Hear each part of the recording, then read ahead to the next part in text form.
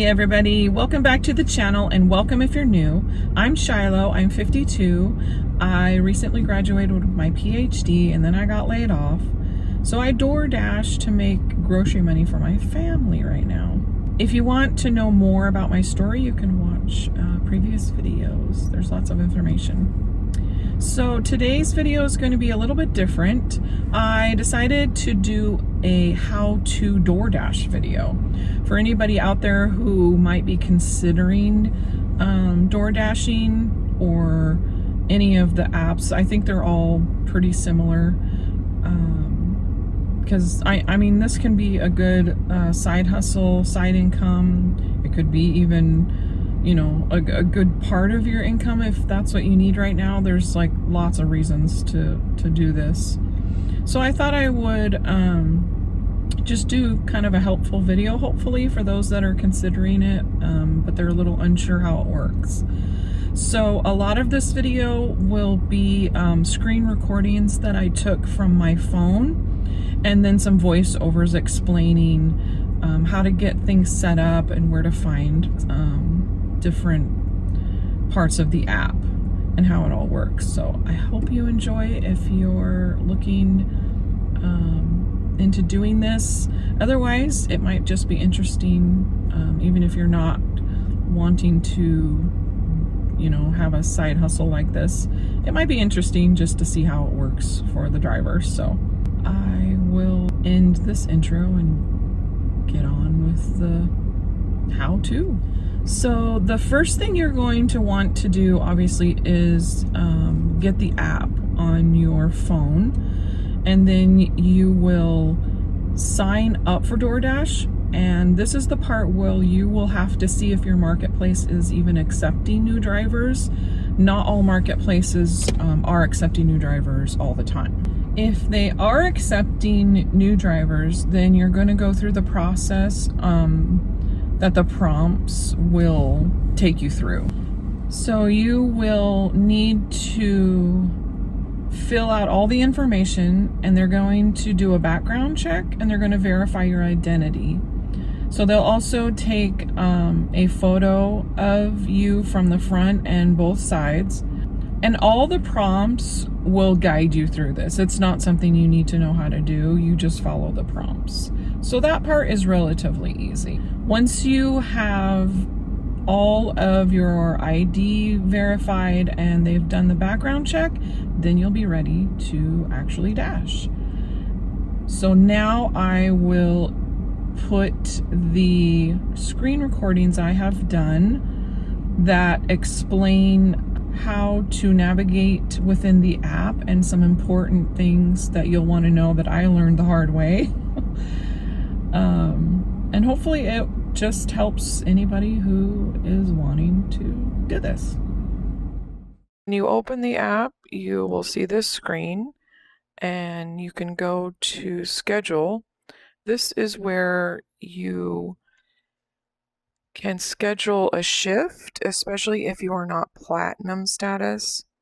You can see that because I'm platinum, I have open availability. If you're not platinum, you're going to see a different option for the times that are available in your city.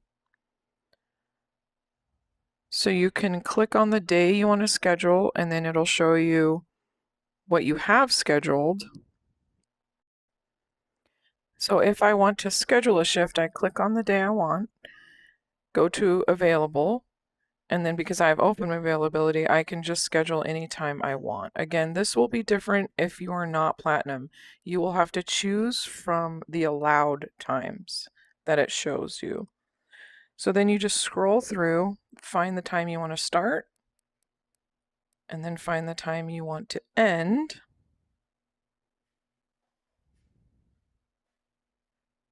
And then click Save Dash.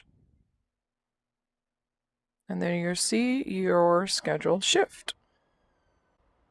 And then if you want to schedule another shift on the same day, you just go back to availability, click on that, find the time that you want for your other shift. So for me, it's going to be in the evening. And again, you find the time you want to end, and then click Save Dash. And then it will show you your 2 different shifts. Okay, and then the other area you want to go to is your account. And if you see down there towards the bottom, it says Safe Driving Features. I learned this the hard way. You want to unclick the hard brake audio alert. I did not know you could do this when I first started dashing, and it is annoying and very distracting. So make sure to click that off. You do not want to hear that all the time. And then the other thing is you can unclick share your insights after each dash. Make sure to do that as well because it's just annoying. And it's only for your own information. Okay, then back to your account. You can go click on app settings. This is where you will find the navigation service, and a lot of people like to change from the in-app to either Apple or Google. I have tried both, and I prefer the in-app just because to me the pin is a little more accurate with apartments, and I don't like swapping between different apps. It was a little bit cumbersome. And then back to this screen, the next would be your ratings. And this is going to show you your status. You can see I have a platinum pass. If you click on that, it'll tell you how many more orders until the next pass. And then you can scroll and see your acceptance rate, completion rate, and all of that. And then on the very bottom is your shopping status. And you can see I'm a pro shopper and what my original items found. That is important. It has to be 96% or above to be a pro shopper. So coming back to this screen, we are going to click on promos, and that's where you can see if there's any promotions going on in your area. For my area, there was none going on. Next, we're going to click on preferences, and this is where you can set everything from shop and deliver to alcohol delivery, cash on delivery, etc. You will not see flash offer until you have been platinum for a little while. So to use the shop and deliver, you are going to have to put the red card on your device, or you can get a physical card. I prefer to have the red card on my phone. It's much easier to use. To qualify for alcohol delivery, you will have to read through information and then take an exam and pass it. When you get an offer, it's going to show you the amount, how far it's going, and where you're going to pick it up.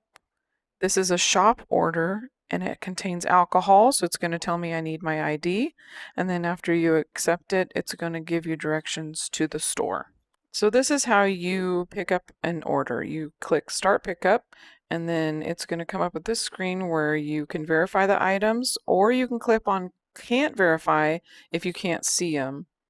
And then just follow all the prompts that it gives you. Confirm pickup. And then it's going to come up with this screen and you can hit directions. You'll also see the instructions. Like this is a hand it to with a pin that is required, and you can see instructions. And this is how you do a double pickup from one location. For example, this is from Panda Express, 2 different customers. And then you're going to click on one of them, the first one, and then go through the prompts. So you're going to start the pickup, verify the items. If you can't see the items, you click on Can't Verify, and it'll have you take a picture or scan the receipt, confirm pickup. Then you're going to return to Dash if that comes up. Sometimes it does. And then you're going to do the other pickup and go through the same prompts. You can see what they ordered. You can also see it says waiting for your order. You can click on that and just give them a heads up if you are waiting for your order. It'll give you prompts for different reasons. And then you just go through it again. If you can't see the items, can't verify, it'll have you take a picture of the receipt. And then You're going to hit continue and it'll bring you to the directions for the first order. You can see where it's going and who it's going to. So this is how to do a shopping order. So you're going to click Start Shopping, and it's going to bring you to the items that you're shopping for. And if you have more than one customer, it's going to show A and B and C, etc. So for this, I had 2 customers, A and B. So you can shop for the items in whatever order you want. You just need to keep track of which item is for which order. So the item on the bottom I actually did first because it was at customer service. And so I went and got that one first. So once you have an item in your cart, it's going to disappear from your list. And then you're just going to go to the next item that you are going to shop for. So I'm going to get the Coors Light next. So I scan it, and now you see it says wrong item scanned. So when this happens, you just need to verify that either you have the correct item, or in this case, I did not get the right item. But I do like to scan it again just to make sure, because I have had the scanner have issues and make a mistake. But once I verify that I do not have the correct item, then I just know I need to look again. So when I think I found the right item, then I just scan it again. And if it is correct, it'll come up with that. I add it to the cart and make sure to keep the orders separated. So some quick pointers I will give about shops that I have found helpful is if you don't know where something is, it is easiest to just ask a store employee instead of wasting a bunch of time trying to look all over the place to find it. So here's the example again. You scan the item, it's the correct item, it gives you this prompt, you add it to the cart, and as long as you keep orders separated, it goes pretty smoothly. Got it all. So when you're ready to check out, you're going to verify that the orders are separated, and then you are going to head to the register. I usually use self-checkout. Even for alcohol, when it says not to, it's fine to use it. They're just going to check your ID and enter your birthdays. So it's really not a problem to use self-checkout for most items. And then the next step is going to be payment. You'll click next, and for Safeway, it's load the QR code. This will look different at other stores where you will use your red card that you have loaded onto your device. In that case, you're going to hold it up to the card reader. And then after that, you're going to click that you got the receipt, and they're going to want you to take a picture of the receipt. And for all shop orders, they are going to want you to upload a picture of the receipt. And then you can click continue, and it will take you to the next customer. And you'll just go through all the same steps that you did for the other order. And this will be the same for any store you go to if you have multiple customers. You're just going to follow all the prompts. It's pretty self-explanatory. And then once you have all of your shopping orders complete, you will follow all the prompts, and it will eventually bring you to proceed to delivery, and then it will bring you to the directions.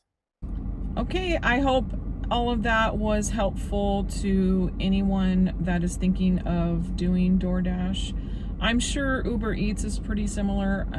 I have not completed an order on Uber Eats, so I couldn't tell you like how it works in their app, but I'm sure it's pretty similar. So I hope you all enjoyed this video. Thank you for watching. Thank you for being here. I really appreciate all of the likes and subs, and hopefully by the time this video comes out, I am monetized. I'm really close right now. I need about 70 more subscribers, but I've got everything else all ready to go. Hopefully by the time you all see this, I'm monetized. And I just appreciate everyone being here. So I hope you have a wonderful day.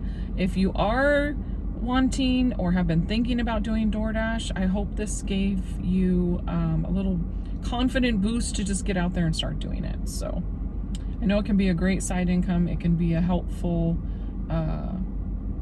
in between for people like it is for me. And yeah, so please hit the like and subscribe, and we'll see you on the next video. Thank you. Bye-bye.